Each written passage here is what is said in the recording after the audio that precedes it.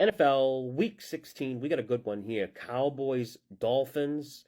We've got Miami coming off a blowout win, Dallas coming off a blowout loss. Typically, this would be a spot where you want to look at the team entering the game off a loss because there's more likely to be line value based on the public perception and recency bias. So when we look at where this line was on what's called the look-ahead line, which is a line offered by some sportsbooks weeks in advance, they had Dallas favored in this game by 2, and then when Dallas goes and gets beat, Miami wins easily, and when the line opens for this game on Monday, the line had flipped to Miami now being favorites. I'm personally giving Dallas a pass on that loss to Buffalo.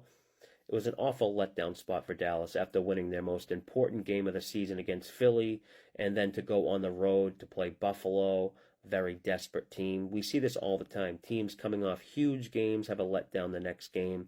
On top of that, Dallas had several players dealing with the flu in that last game. The big question really surrounding both these teams is, can they beat good teams? Dallas has shown it somewhat. They did beat Philly, even though that was a really tough spot for the Eagles. But can Miami beat a good team? We haven't seen it yet because they haven't beat a team with a winning percentage above 500 yet. But they also haven't played many either.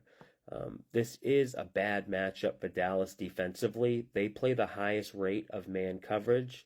If there's one offense in the league that you do not want to play man coverage against, it's Miami. So the Cowboys should just not play man coverage if, it were that simple. You don't want to be the team to blink first and have to adjust from what you do best. You want to be proactive instead of reactive. Cowboys cornerbacks are very aggressive. They love jumping routes and get caught biting on fakes. Not ideal versus these Dolphins skill players.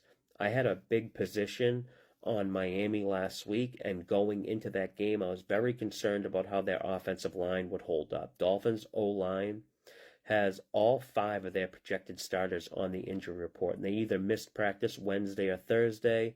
They also have injuries in their secondary, which wasn't exposed last week versus the Jets, but very well could be exposed in this game.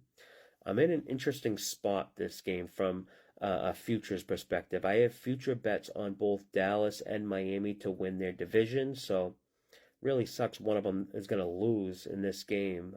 But with the current spread, Miami minus 1.5, some may think Dallas is a good teaser leg, getting them up to plus 7.5, but I don't like teasing any teams in a game where the total is above 49.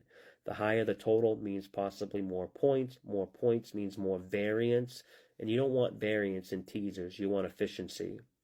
But I'm going to side with Dallas in this one as a small dog. They fit a couple profitable angles. Over the last 3 years, Dallas is 8-0 against the spread after a game where they've allowed 30 points or more. Dallas is also 10-1 against the spread the last 2 years after a game where they failed to cover the spread.